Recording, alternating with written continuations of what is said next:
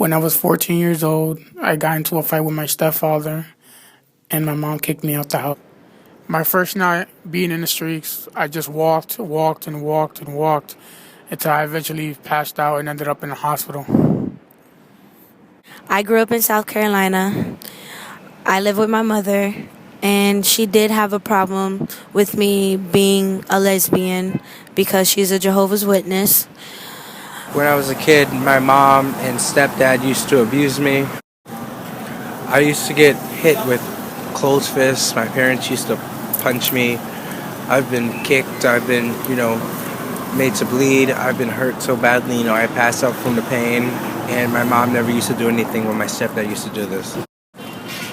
And when my stepdad and my mom used to abuse me, sometimes my stepdad would call me a faggot or a bitch or you fucking homo, stop crying like a faggot.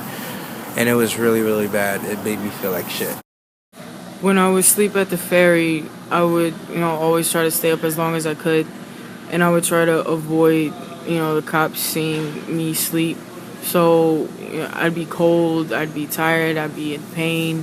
And sitting on those benches, I couldn't really lay because of the armrest dividers. So I would sit there, I'd put my hood up, and I would just basically hug myself so I was warm so I fell asleep. Most of my days I was sleeping at 6 train.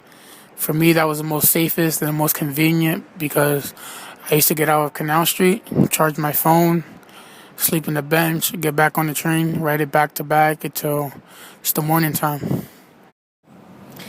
I tried staying in the adult shelters, and I didn't feel safe there because there were pedophiles, and I had to pretty much watch my back because they were looking to harm people, and I didn't want to be harmed in any type of way.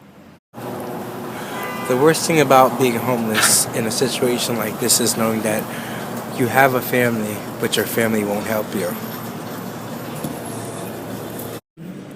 Being at the ferry, just being away from Texas was hard, and not being with my family and then sleeping here at the ferry where there was absolutely nobody that I knew in a city by myself, and I'm sleeping outside was extremely heartbreaking, and I felt empty. Like there was nothing that could fill that void that I felt inside of me from, being away from my family, even though they didn't accept me, it's still, my family.